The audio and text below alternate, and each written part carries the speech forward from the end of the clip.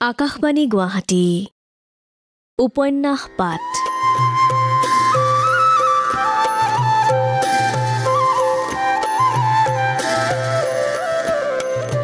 এই অনুষ্ঠানত প্ৰচাৰ হৈ আছে মহাপুৰুষ শ্ৰীমন্ত শংকৰদেৱৰ জীৱনৰ ভেটিত সৈয়দ আব্দুল মালিকে ৰচনা কৰা উপন্যাস ধন্য নৰতনু ভালৰ ধাৰাবাহিক পাঠ।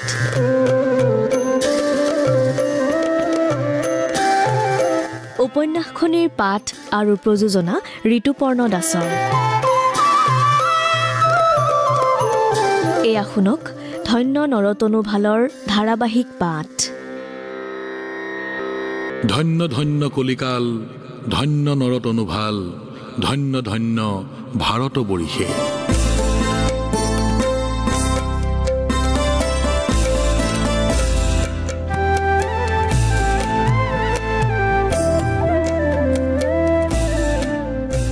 নতুন ভকতসকলক লগত লৈ এখন নতুন পৃথিৱীৰ দুৱাৰমুখলৈ যাত্ৰা আৰম্ভ কৰাৰ আয়োজন কৰাৰ সময়তে শংকৰদেৱ মুখামুখি হ'ল আৰু এক কৰুণ সত্যৰ আৰু এক প্ৰকৃতিৰ অখণ্ডনীয় বিধানৰ।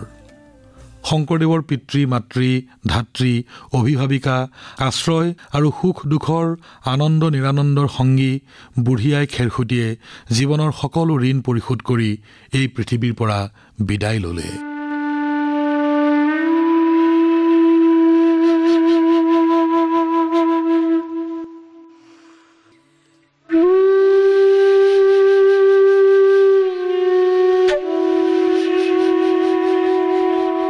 আইতাই এই হাঁহি আৰু চকুলোৰে ভৰা জগতৰ পৰা বিদায় ল'লে শান্তিৰে আৰু তৃপ্তিৰে। বুঢ়ী আইতাই চকু মুদাৰ আগতে দেখি গ'ল নিজৰ চোতালত অন্য এখন নতুন সমাজৰ কঠীয়াতলি, য'ত সিঁচা হৈছে ভকতি ধানৰ কঠীয়া আৰু য'ত অংকুৰিত হ'বলৈ ধৰিছে এখন নতুন সমাজ, য'ৰ পৰা ওলাই আহিব এদল নতুন মানুহ, যাৰ সখা আৰু সুহৃদয় হ'ব স্বয়ং ভগৱান হৰেই। আৰু এইখন নতুন সমাজৰ মাজৰ পৰাই ওলাই আহিব এক নতুন পুৰুষ, এক নতুন আদৰ্শ, এক নতুন শক্তি, যাৰ নাম শংকৰদেৱ। জীৱন ধাৰণৰ ইয়াতকৈ ডাঙৰ সাৰ্থকতা আৰু কি আছে? মৃত্যুৰ ইয়াতকৈ ডাঙৰ সান্তনা আৰু কি আছে? মোৰ জন্মভূমিৰ সাৰুৱা মাটিত মই ৰুই গ'লোঁ এজোপা ডাঙৰ বৰগছৰ পুলি, যি ডাল পাত মেলি কালত এজোপা বিৰাট মহীৰুহ হ'ব আৰু সেই ডাল পাতৰ তলত আশ্ৰয় ল'ব হেজাৰ হেজাৰ শোক তাপ ক্লিষ্ট শ্ৰান্ত ক্লান্ত জীৱন পথৰ পথিকে, দূৰ ওচৰৰ নানান বাটৰুৱাই। পৃথিৱীৰ পৰা বিদায় ল'বলৈ বুঢ়ী আইতা খেৰসুতীৰ কোনো খেদ নাছিল। তোমালোকলৈ মই শংকৰক এৰি গ'লোঁ, কেৱল তোমালোকৰ কাৰণে। আৰু নিথৰুৱা আৰু অকলশৰীয়া এটা জীৱন, নাম আৰু ভকত, ভকত আৰু নাম। নিৰ্মোহ নিৰাসক্ত এটা শান্ত জীৱন। খেতিৰ পথাৰত, নৈৰ পাৰত, মাছ মৰা বিলত, হাবিত, যাৰ য'ত কাম আছে অকণো এলাহ নকৰাকৈ কৰি থাকা, কৰি যোৱা। মাত্ৰ সকলো সময়তে সকলো ঠাইতে সকলোৱে হৰিনাম লৈ থাকিবলৈ নাপাহৰিবা। নাম ল'লে কাম ক্ষতি নহয়, নাম ল'লে ঘাম নহয়। এক নিয়ন্তা মাধৱৰ নাম স্মৰণ কৰা, সহস্ৰ নাম হওক, এক নাম হওক, সহস্ৰই এক, একেই সহস্ৰ।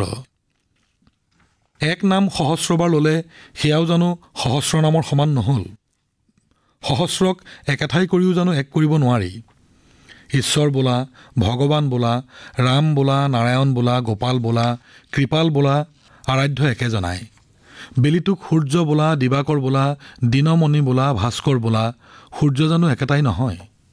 সেই পৰম আৰু চৰমজনক নামৰ সীমাত আবদ্ধ নেৰাখিবা, সকলোৰে কাৰণে মুকলি কৰি দিয়া। ভক্ত ভগৱানৰ সম্পৰ্কক অজটিল আৰু সহজ কৰি লোৱা, উশাহ নিশাহৰ দৰেই আপোন কৰি লোৱা। প্ৰাচীন ধৰ্মশাস্ত্ৰৰ বুকুৰ পৰা, মন্দিৰ দেৱালয়ৰ বুকুৰ পৰা বৰদুৱাৰ ভকতৰ হৃদয়ৰ চোতাললৈকে উলিয়াই আনা আৰু তাৰ পৰা আজিৰ আৰু অনাগত দিনৰ মানুহৰ মাজলৈ আগবঢ়াই দিয়া। ভগৱানক তোমাৰ ধৰ্মৰ সীমাৰ মাজতে সুমুৱাই লুকুৱাই থবৰ যত্ন নকৰিবা। ভগৱানক সৰ্বজনৰ, সকলো মানুহৰ ভগৱান কৰি তোলা, সকলো দুৱাৰ মুকলি কৰি দিয়া। ভগৱান প্ৰতিজনৰ ঘৰৰ ভিতৰলৈ সোমাবলৈ সকলো গবাক্ষ, সকলো দুৱাৰ মেলি দিয়া।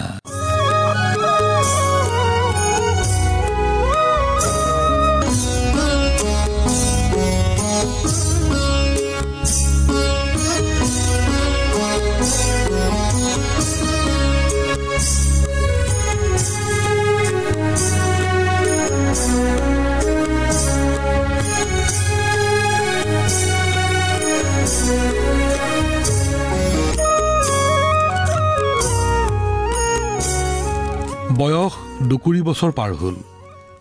এবাৰ সংসাৰ কৰিলোঁ, আকৌ জানো সেই একেই সংসাৰ বন্ধনৰ মাজত সোমোৱাৰ কিবা প্ৰয়োজন আছে? বৈৰাগ্য মোৰ পন্থা নহয়, সংসাৰ মই পৰিহাৰ কৰা নাই। কাম বাসনাক সম্পূৰ্ণ জয় কৰিব লাগিলে তাৰ মাজত সোমাই নিবৃত্তি মাৰ্গৰ লগত সম্পৰ্ক ৰচনা কৰিব লাগিব। মই বুজোঁ, গৃহী হ'লেও ভক্তি আৰাধনাত কোনো অন্তৰায় নহয়। আসক্তিহে অন্তৰায়ৰ কাৰণ, মোহহে ভ্ৰমৰ উৎস। গুৰু বুলি বহু ভকতে মোৰ ওচৰত শৰণ লৈছে, মোৰ আদৰ্শৰ অনুগত হৈছে, মোৰ জীৱনৰ কাৰ্যকলাপক আৰ্হি কৰি লৈছে।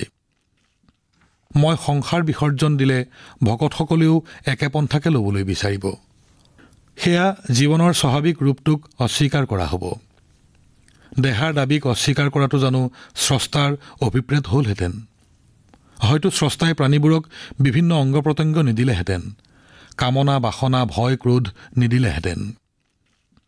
জ্যেষ্ঠ আত্মীয়সকলৰ ভকতসকলৰ ইচ্ছাকো অৱহেলা কৰা নাযায়। মই আকৌ বিয়া কৰাব লাগে, আকৌ গৃহী হ'ব লাগে। জয়ন্তা মাধৱ আদি বয়সস্থ আপোনসকলেও একে কথাতে লাগি আছে। শংকৰদেৱে আকৌ বিয়া কৰাওক। কালিকা ভূঞাৰ জীয়াৰী কালিন্দী শংকৰদেৱৰ যোগ্যা কন্যা সুসংগিনী হ'ব, সুগৃহিণী হ'ব, সুমাতৃও হ'ব। শংকৰদেৱৰ সুখ দুখৰো সমভাগী হ'ব। আপোন পৰিয়াল বান্ধৱ ভকত সকলোৰে ইচ্ছাক সন্মান জনাই শংকৰদেৱে দ্বিতীয়বাৰ বিবাহ কৰালে। কালিন্দী সুপাত্ৰী, কালিন্দী জনা বুজা সুগৃহিণী। গুৰুপত্নী হিচাপে কালিন্দীয়ে শংকৰদেৱৰ ঘৰুৱা জীৱনৰ দায়িত্ব কান্ধ পাতি ল'লে। কুসুম্বৰ ভূঞাৰ পৰিয়ালক নতুন বংশধৰৰ আগমনৰ সম্ভাৱনাই আকৌ নতুনকৈ আশান্বিত কৰি তুলিলে। শংকৰদেৱৰ নতুন জীৱন ভোগ বিলাস ঐশ্বৰ্য প্ৰাচুৰ্যৰ জীৱন নহয়, বৈৰাগী সন্ন্যাসীৰ জীৱনো নহয়, অন্য মানুহৰ নিচিনাই এটা সাধাৰণ জীৱন। কিন্তু এই জীৱনো নিৰংকুশ আৰু নিৰাপদ নহয়। বান ধুমুহাৰ বিপদ আছে, বনৰীয়া হাতী বাঘৰ উপদ্ৰৱ আছে, ৰোগ ব্যাধি আছে, এইবোৰ থাকিবই। এইবোৰৰ লগে লগে আছে ৰোগ শোক জৰা ব্যাধি মাৰি মৰক নানা অপায় অথন্তৰ। নৰতনুধাৰী মানুহে এই সকলোবোৰৰ লগত যুঁজি হৰিনাম লৈ জীয়াই থাকিব লাগিব। কপালৰ লিখন বুলি ভাগ্য বা অদৃষ্ট বুলি একো নকৰি বহি থাকিলে আত্মৰক্ষা নপৰিব। ৰোগ ব্যাধি হ'লে যেনেকৈ তাৰ বিৰুদ্ধে চিকিৎসা ব্যৱস্থা ল'ব লাগিব, তেনেকৈ বনৰীয়া হাতীমহে শস্যৰ পথাৰ নষ্ট কৰিবলৈ আহিলে তাকো বাধা দিব লাগিব, খেদাব লাগিব। আৰু শত্ৰু হৈ যদি কোনোবা মানুহেই আক্ৰমণ কৰিবলৈ আহে, জীৱন আৰু সম্পত্তি ধ্বংস কৰিবলৈ আহে, সিহঁতৰ লগতো যুঁজিবৰ কাৰণে সাজু থাকিব লাগিব। তাতোকৈ ডাঙৰ কথা, যি নতুন ভাগৱতী বৈষ্ণৱ ধৰ্মক ৰাইজে নিজৰ বুলি সাৱটি লৈছে, তাকো নিখুঁত নিভাজ আৰু অক্ষত ৰাখিবৰ কাৰণে যেতিয়া প্ৰয়োজন হয় তেতিয়া কথাই কামে যুঁজিবলৈ নিজক প্ৰস্তুত কৰি ৰাখিব লাগিব। নতুন ভক্তি ধৰ্মৰ খুদ মানুহ যাতে ব্যভিচাৰ হ'বলৈ নাপায়, তাৰ কাৰণে প্ৰতিজন হৰিভকত সজাগ আৰু তৎপৰ হ'ব লাগিব। অন্যে ভুল কৰিলে সেই ভুল আঙুলিয়াই দি তাক বাধা দিবৰ যত্ন কৰিব লাগিব। কোনোৱে আমাৰ নতুন বৈষ্ণৱ ধৰ্মক ব্ৰাহ্মণসকলৰ বিৰুদ্ধে এক আন্দোলন বুলি ৰটিছে। মই নিজেই দেখোন শাস্ত্ৰৰ শিক্ষা লাভ কৰিছোঁ ব্ৰাহ্মণ গুৰুৰ কাষত, আৰু বহুত সুপণ্ডিত আৰু সৎব্ৰাহ্মণেই ভাগৱতী বৈষ্ণৱ ধৰ্মৰ মতবাদ স্বীকাৰ কৰিছে আৰু আমাৰ ধৰ্ম মানি চলিছে। ব্ৰাহ্মণসকলৰ মাজতো বহুত দুখীয়া আছে, বহুত দৰিদ্ৰ আছে। তেওঁলোকৰ প্ৰতিজনেই সকলো শাস্ত্ৰত পাৰ্গত পণ্ডিত নহয়, তেওঁলোকৰ বহুতেই আমাৰ লগ লাগিছে। আমাৰ এই তাঁতী কমাৰ কুমাৰ বাঢ়ৈ খনিকৰ গছুৱৈ কাঠকটীয়া খৰিকটীয়া বেহেৰুৱা বনীয়া আৰু আনৰ খাতে পামে খেতি কৰা বা নিজৰ মাটিত খেতি খোলা কৰি থকা মানুহবোৰৰ সৰহভাগেই দুখীয়া। অকল নাম ধনেৰে ধনী হ'লেই নচলিব, এই দুখীয়া মানুহবোৰৰ অৱস্থাও ভাল হ'ব লাগিব।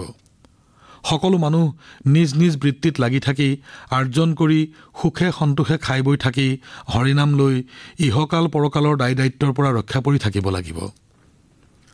আজিৰ আমাৰ নতুন বৈষ্ণৱ সমাজখন এক দুখীয়া আৰু পিছপৰা লেখা পঢ়া নজনা অজলা মানুহৰ সমাজ হৈ আছে। ইহঁতক চল পালেই সকলোৱে ঠগে, মাটিগিৰিয়াই ঠগে, ধনগিৰিয়াই ঠগে, লেখা পঢ়া জনা পণ্ডিতে ঠগে, সৎ ধূৰ্ত চোৰ ডকাইতে ঠগে। এই মানুহবোৰক এইটো অৱস্থাৰ পৰা উদ্ধাৰ কৰিব লাগিব। এই সকলো দুখীয়া দৰিদ্ৰ সদায় ঠগ খাই থকা সদায় গছক খাই থকা মানুহবোৰক লগত লৈ আমাৰ নতুন বৈষ্ণৱ সমাজখন গঢ়িব লাগিব। নামতো আমি একেলগ হ'ব লাগিব, কামতো একেলগ হ'ব লাগিব। আমাৰ মানুহবোৰৰ ইমান ভয়, ভুটীয়ালৈ ভয়, কছাৰীলৈ ভয়, কোঁচলৈ ভয়, চুতীয়ালৈ ভয়, আহোমলৈ ভয়, তুৰুক জবনলৈ ভয়। এনেকৈ সদায় ভয়ত থাকিলে আমি একো কামকে কৰিব নোৱাৰিম। ওৰ পৰা তলৈ, তোৰ পৰা তলৈ এনেকৈ ডলাৰ বগৰী হৈ ঘূৰি ফুৰোঁতেই আমাৰ দিন যাব। জাত পাত মাত কথাৰ লেখ নলৈ আমি সকলো হৰিভকত একেলগ হ'ব পাৰিলে আমাক একোৱে বলে নোৱাৰিব। ৰজাঘৰেও শতকাই আমাক তলাব নোৱাৰিব। বেদ, পুৰাণ, ৰামায়ণ, মহাভাৰতত হেজাৰ হেজাৰ বছৰৰ বহুত কথা আছে।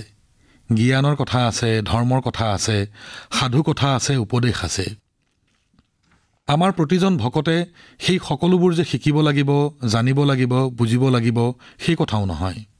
কিন্তু সেইবোৰৰ একো নুবুজা নিশিকাকৈ চৰাইৰ দৰে মাত ল'লেও একো ভাল ফল পোৱা নাযায়। ভকতসকলে শাস্ত্ৰ ভাগৱতবোৰ তেওঁলোকে বুজিব পৰা নিজৰ মাত কথালৈ ভাঙিবলৈ কৈছে। ভাঙিম, যেনেকৈ হৰিচন্দ্ৰৰ কাহিনী ভাঙিছিলোঁ ৰাইজে বুজিব পৰাকৈ।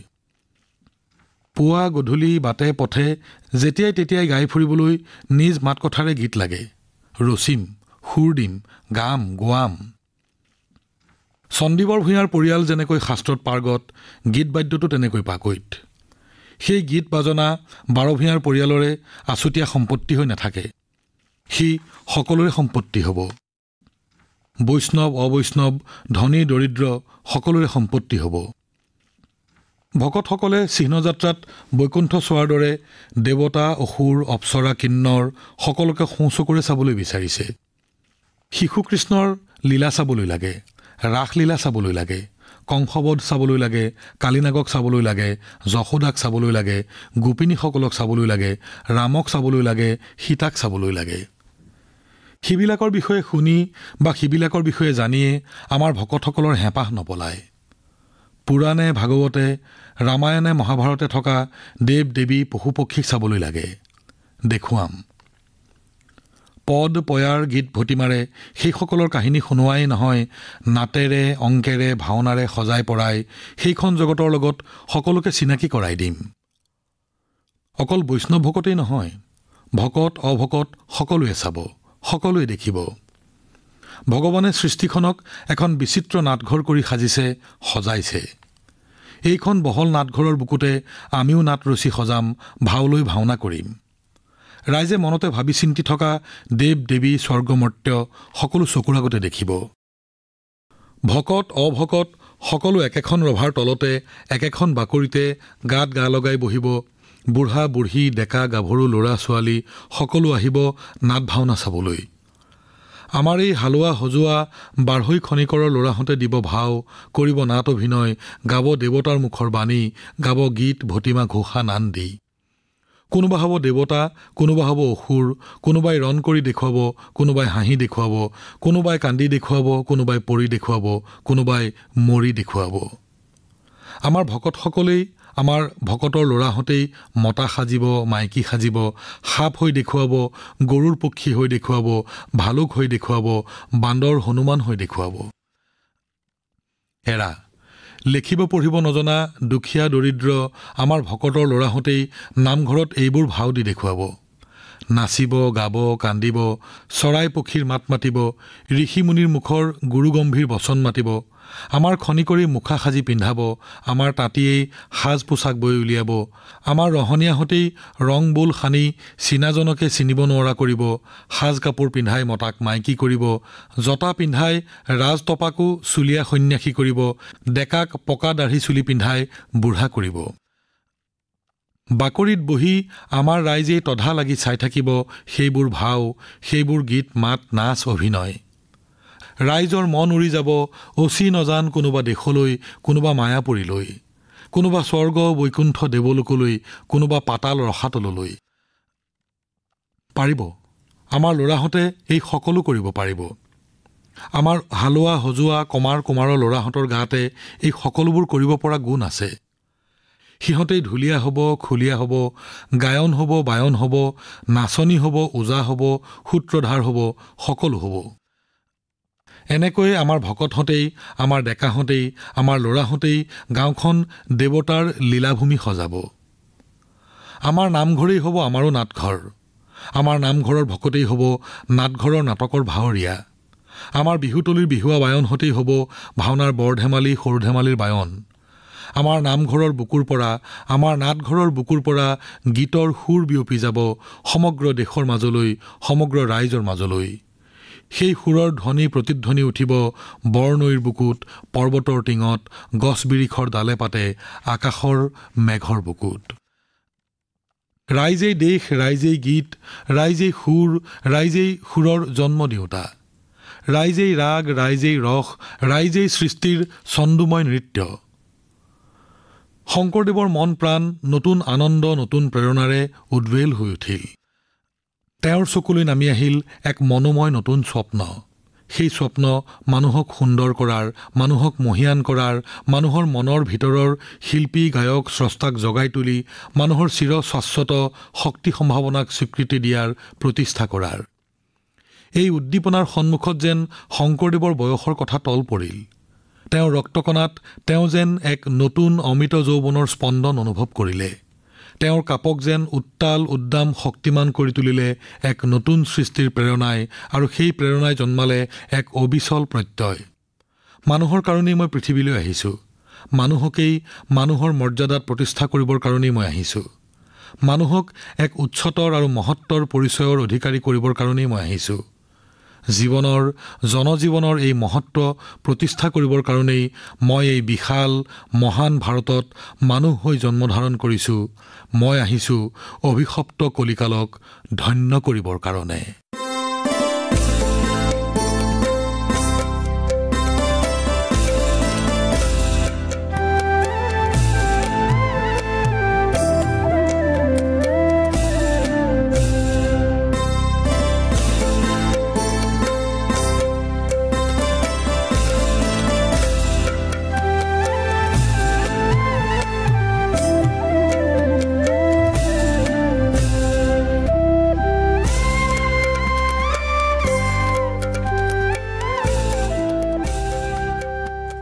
ধন্য নৰতনু ভাল। ছৈয়দ আব্দুল মালিক ৰচিত উপন্যাসখনিৰ ধাৰাবাহিক পাঠৰ ৭বিংশ খণ্ডটি শুনিলে। শীৰ্ষগীতৰ সংৰচনা আছিল উৎপল বৰাৰ। উপন্যাসখনিৰ পাঠ আৰু প্ৰযোজনা ঋতুপৰ্ণ দাসৰ। ধন্য নৰতনু ভাল উপন্যাসখনিৰ পাঠৰ পৰৱৰ্তী খণ্ডটি শুনিবলৈ পাব অহা সপ্তাহৰ এই একেটা বাৰৰ এই একে সময়তে।